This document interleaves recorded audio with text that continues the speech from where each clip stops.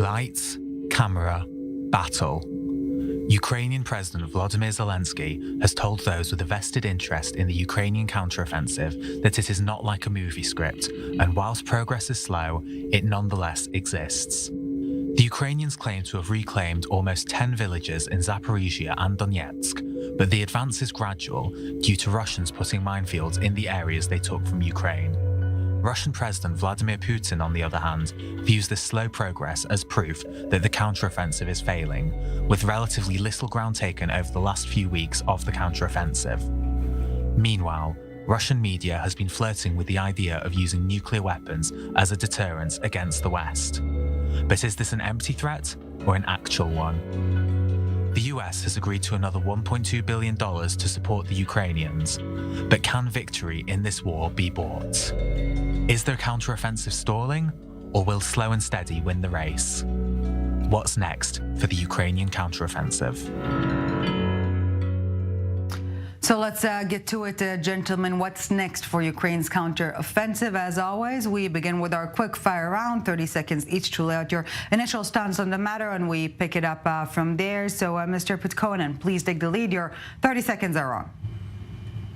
Thank you very much. First of all, after being 8 years here in the war zone in Lugansk, I have to say the reality that the attack started in the 17th of April 2022 by the 250 nationalist troops in Ukraine, and the counter-offensive, which started with Russian support in the 24th, was really a counter-attack towards the Ukrainian attack, which we all felt here very strongly over the past week. And what's happening now is an Ukrainian second attack. Mm-hmm. We will put a stop right here, but we will, of course, continue from that point shortly. Mr. Panchenko, your thoughts? Yes, so my thought on the issue is that the Ukrainian counteroffensive is just launching. So we are only seeing the start of the process right now. This is a preparatory stage, because at the preparatory stage, what Ukraine needs to do is to grind little by little Russian defense in the front lines, to shoot out the artillery lined up in the front lines, and to create further conditions to go in. So nobody should be distressed with the absence of big territorial gains as of now, because now is the preparatory stage. Last but not least, Mr. Dan Perry. This now seems to have all the signs this seems to now have all the signs of a war of attrition, and the question is whether it becomes one of these forever wars that we've seen in recent history. And what could change that is a paradigm shift on the battlefield, maybe once the counteroffensive indeed truly gets going, and maybe once the Ukrainians deploy a new type of weapon like F-16s, expected only later in the year, or if something horrific happens, like a nuclear accident that is planned at Zaporizhia, or maybe a political shock in either capital. So let's begin from that point, and let's please feel free to interact from this point onwards. Gentleman Zelensky saying Russia is planning a quote, a terrorist act at the Zaporizhia plant. What would be Russia's next move, Mr. Putkonen? No, first of all, what we have seen is the attacks from the Ukrainian side to the Zaporizhia nuclear power station. Plus, we have heard lots of information about the so-called dirty bomb done for the Ukrainian side. There are almost 30 attacks to the chemical factories in Donetsk and Lugansk region only since 2014, and so the Ukraine is very familiar with attacking different kind of chemical and biological and nuclear facilities. So we are very skeptical, and here Russia doesn't win anything by destroying Russian land. Well, yeah, but I should point out that of the two leaderships, the one that has been projecting that they may turn to nuclear weapons in various types of hints is the one in Moscow and not in Kiev. Why should, if I can say that Russia is have a full upper hand in the whole defense line. Russia haven't lost a single battle. The first pullout from the Kiev was according to the Istanbul agreement, and the tactical movings and straight up the lines in Kherson and Kharkov, they were not military defeats. We haven't seen a Russian military defeat in this war. And what's happening now in the past 3 weeks just solidate this situation. I have to say, you're really breaking news here today. Are you saying that Russia's failure to take Kyiv, to take really any major city other than Kherson, and more or less just consolidating its control of Donetsk and Luhansk and a land bridge to Crimea, this was the sum of Russian ambition during their counteroffensive of February 2022? Because it seems to most of the world that Russia feels not just stymied, but also perhaps even humiliated. And that is the source of statements from Lavrov, for example, darkly hinting at the use of nuclear weapons. So with all due respect, to pretend as if it is the Ukrainians that are threatening the world on the nuclear front is at best disingenuous. If I can say to here that these 250,000 troops, what Ukraine put to attack against the Donetsk and Luhansk People's Republics in 2022, starting 17th of April, these all are demilitarized units already in this time. We all know the graveyards of Ukraine, but we haven't seen such kind of losses in anywhere in Russia. And Russia haven't put their frontal units. They have put their attack units like Wagner and the Chechens to the front to keeping the hand. But the army corps of the Russian armed forces is still intact. And so are you satisfied with the success so far? Would you say that, the 17, 18 months of the war have been a success so far? No, after being 18 years in this war, personally, here in Luhansk and Donetsk People's Republic, I say that yes, we have made a good job because our cities are very peaceful here. We have a very thriving economics, dynamics. People are safe here in this region. So Russia had helped a lot because situation was very difficult and dangerous for so long time. Since the operation started to support the republics, the situation for ordinary people has improved a lot, huge. Mr. Panchenko, Mr. Panchenko, please chime in. Yes, I would just like to say that, first of all, Russia is very used to accusing Ukraine and whoever not for the things that it is doing itself, because, for instance, we have just heard the accusations that Ukraine has been firing at, for instance, the Zaporizhzhia NPP and other entities in the temporarily occupied territories of Ukraine. But does my interlocutor want to admit that Russia has militarized the Zaporizhzhia power plant, that it has brought weapons inside the nuclear power plant and thus has put the world under the threat of the nuclear explosion? Or maybe my interlocutor will deny the fact that after seizing Crimea in 2014, Russia has put nuclear weapons on the peninsula, and etc., etc. I could go on. And this is a very common scenario for Russians to say that Ukraine is escalating, but Ukraine is operating in its internationally recognized territories, and saying that Ukraine is doing something wrong is not a good place here. So that's one. And second is that when you say that it is very peaceful in the occupied territories and that nothing is happening, look at the losses and look at the dynamics of the war that has been going on so far. Russia has indeed, as has been noticed, has needed to withdraw from Kyiv, from Sumy, from Chernihiv regions, and more recently, last autumn, from Kherson, from the Kharkiv region, and now there is the story in development in the Zaporizhzhia region, in the Donetsk region, along the front lines. The counteroffensive is getting to go. So is it really what you see as peaceful, thriving economic life in the occupied territories in Russia is indeed helping you? You say that economy is thriving, but look at the at least several biggest cities in the occupied territories, like Bakhmut, like, for instance, cities like Lysychansk and Severodonetsk. Has anything, please give a certain example, has anything been rebuilt there? Just one single example, please. Of course, the only thing what we see here in the Lugansk is rebuilding, is construction, is a thriving economy, and we have a very peaceful. As long as the Ukrainian weapons cannot reach us, then here is peaceful. But unfortunately, the West is giving more and more long-range weapons, so we cannot say that here is fully peaceful because of the threat of the Western weapon systems. But if the Ukrainian artillery cannot reach you, then you are totally safe. That's the fact. That's the reality. I have been living here since 2015, so I know what I'm talking about. What we have to look is things what we don't see in the media, and that is that we haven't seen any serious military losses of Russian military forces. We have seen lots of, like Mariupol, like Severodonetsk, in Bakhmut, in many places where the Ukrainian troops are surrendering. They are totally devastated, and now we see the same happening in the so-called counteroffensive.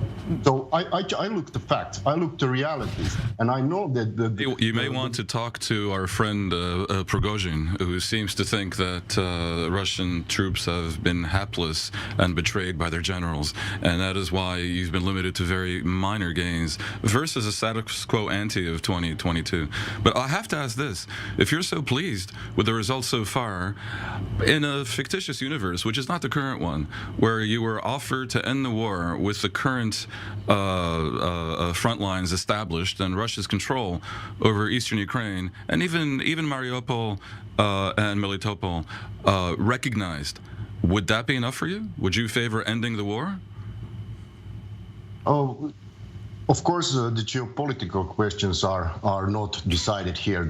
What happened in Ukraine in 2014 and the illegal coup in the Maidan, it was not created in Ukraine. It's not an Ukrainian movement. This is a geopolitical conflict. It has been that since 2013 when the color revolution started in the lead of the Soros Foundation. So now conspiracy theories. Okay. No, it's not a conspiracy theory. It's a fact on the ground. There is only... What is proving the fact? What is proving nonetheless, my question was a yes or no question. It was yes or no. Would you favor ending the war with the current lines established? Of course, it's the people who have to decide that. It's you cannot make a because Russia's a democracy. No, of course, we have referendums here, and we have had a full democratic. I have been following this. I have been living here. I am a citizen of this region, so I know exactly what I'm talking about. And what we have been given here has the decision to choose the destiny, and this decision have to be given to the whole Ukrainian nation, because Ukraine haven't had this possibility. It was an overtake of a legal government in Ukraine in 2014. Everything since what has happened has been decided far away from the Ukrainian borders, and I strongly support to give the power to the people. Okay, Mr. Putkonen, Mr. Panchenko, Mr. Perry, obviously we have so much more to unpack, so do not go anywhere. We're taking a very short break, and we're getting back to our conversation right after. Can money bring an end to this war? A few minutes, and we're back. Welcome back to the summit. Still with us, Dan Perry, Maksym Panchenko, Janus Putkonen. Thank you, gentlemen, very much for staying with us. We're also staying on topic, of course, but before we get back to our conversation, the U.S. is in it to win it, meaning more money being allocated to support Ukraine. Here's U.S. Secretary of State Antony Blinken. Every investment that we make in Ukraine's recovery is aimed at bringing Ukrainians closer to that reality. And today, I'm announcing that with the support of the United States Congress, we will provide more than $1.3 billion in additional aid to help Ukraine toward that goal. Let's get to it, gentlemen. Can money win the war? Another quick fire round, 30 seconds each, and we take it from there. Mr. Panchenko, please take the lead. Well, I think that saying that money is going to win the war is a little bit too straightforward of a wording and maybe not a very nice one. As long as, I would put it this way, as long as money is translated into weaponry and into Ukraine's economic resilience, then yes, that is the major answer to the question, because it's no secret Ukraine depends in many ways on the West, in machinery, in weaponry, and this is what has sustained Ukraine's counteroffensive so far. So we're looking forward to more of it, of course. Dan Perry?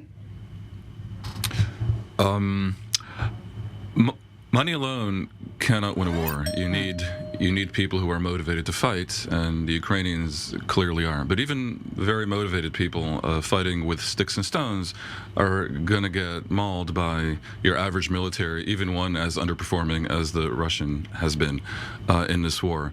So, I would say, yeah, it definitely was critical that the West mobilized as it did to provide the Ukrainians with money and weapons and signals and human intelligence and cybersecurity, by all assessments.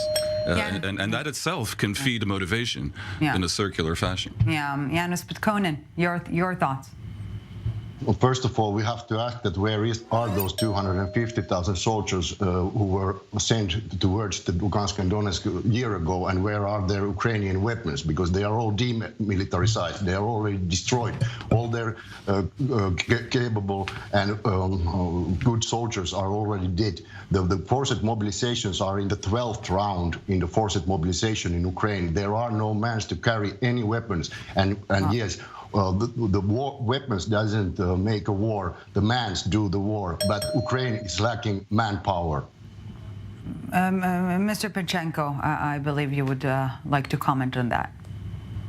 Yes, the thing I would like to comment is basically to respond to what Mr. Putkonen has just said, that he has been referring to the 200,000 or 150,000 Ukrainian people defeated in attacks towards the so-called republics, that it almost seems like he learned some guidelines as to what to speak, because he has been referring to it so often. So this is all basically is propaganda, and part of Russian propaganda is that there are no men in Ukraine and the mobilization is forced and everything.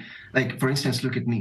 I also can be mobilized because I'm an officer in reserve, and I'm still not mobilized. I can still go fight. And there are plenty of men that still can take weapons and go defend their motherland. So basically what I'm getting at is that this is what Russian propaganda wants you to believe, that Ukraine has already been defeated and the world just has to admit the fact that it has already happened. But this is not the case, because otherwise these big political decisions, like the package of assistance that have been coming from the US, would not take place these days. By the way, I take some succor from the fact that Russian propaganda currently is promoting that they did very well in the war, that the situation in eastern Ukraine has been pacified and life is great and cities are being rebuilt, and that basically everything is okay, because that suggests that they're starting to create the foundation for public acceptance within Russia for ending the war in a manner that is not the humiliation that might be perceived, but rather some parallel universe in which the war was a success. And you know what? I mean, it can be annoying, I imagine, in Kiev to hear such fictions, but take some umbrage from the possibility that they're preparing to end the war. I think, I said before that we're seeing news being broken here. This, if indeed this is propaganda, then it's useful propaganda, and I would go with it. Mr. Putkonen, is it indeed propaganda or facts? What is it? I don't understand what is this Moscow propaganda. What you are providing is, most of them sounds like a propaganda for me. I'm here in Lugansk city, and I have my eyes, I have my offices, I have my life here. I have over 8-year experience, and the sources and what the reality is, what we have here and what is going on the ground. It's what I say to you. It's not created in Moscow. I don't need to create anything. I'm an independent Finnish journalist. I've been working here for 8 years, so of course it's not the Moscow propaganda. But the situation on the ground in Donetsk and Luhansk is not the only story of the war here. There's a bigger story. The initial goals of the war involved the entirety of Ukraine and overthrowing the government in Kiev. And No, that's not true, with all due because there respect, is no- I think we all know that Russia has also sustained very significant losses. Again, why does Prigozhin speak as he does about the Russian generals? He never vilifies the Kremlin idiocy, only the military incompetence. Why is that? In order to cast the blame for something on the military. What is that thing if everything is going so well? First of all, Prigozhin is an independent PMC commander, so he is not the Russian military forces itself. Second of all, is that what is happening on the ground is based on my own observation. And this is a wider picture, and we have to have a full understanding of the big picture. And it creates from the realities. And the realities here are in favor of Russia. It is how it is. And I can only tell the point of view of the first-hand experience. Yeah. If I may. Please, Mr. Panchenko, yeah. If I may, you're saying that having the bigger picture and showing to the world means everything for the world to understand how Russia is better on the ground. But still, when we look at Russia's actions, we will see that Russia does not admit any independent people from international organizations on the ground. It has been the case since 2014 because the OSCE monitoring mission has been denied access to so many territories in the then occupied parts of Donbass. No, With the latest explosion. Sorry, let me please finish. With the latest explosion of the dam of Nova Kakhovka hydropower plant, and I'm not even taking the topic to whoever is the culprit here. I'm just saying that the occupiers, the occupant authorities, have not admitted international organizations to the occupied parts of the affected territories. And you are basically saying that the world needs to see the bigger picture and to believe Russia, but yet you make sure that everything the world hears is you saying, believe my own eyes, I'm here in Luhansk, everything is fine. So it's just your word against whose word? Everybody's. Of course, No. but are we really making any progress by suggesting that what's coming out of the Russian side is propaganda? I mean, we all know that, and the credibility of the Kremlin is about at the level of the average terrorist group right now. That's fine. I would take us. Come on, I would take us further. I would ask my Ukrainian friend if what we're hearing here is indeed preparation for a narrative that says Russia won the war and let's stop and freeze frame what we currently have, do you think there would be some willingness on the part of Ukraine to drop its maximalist point of view that it must recover every square millimeter of what was its territory, Crimea included, what was its territory under borders created by the Soviet Union that have almost no relevance to today? I'm asking you that on the Ukrainian side, because for most of this discussion, it kind of sounds like I'm debating with the Russians, but it comes right back to you if it turns out the Russians are prepared to end the war. And this again is a yes/no question. I wonder if you can answer it. Of course. Yes. So After the my question is for the Ukrainian, by the way. Yeah, Mr. Panchenko, very briefly, we're running out of time. Yeah. Yes, so my idea here is that Russia has been known to use euphemisms when it has been drawing away from the Kherson region, from the Kharkiv region. They call it regrouping everything. So they might be laying indeed groundwork for the possible negotiations. And the question is whether Ukraine is going to agree to them. Yes, a yes and no question to both sides appears to be everything but yes or no. Thank you, gentlemen, very much.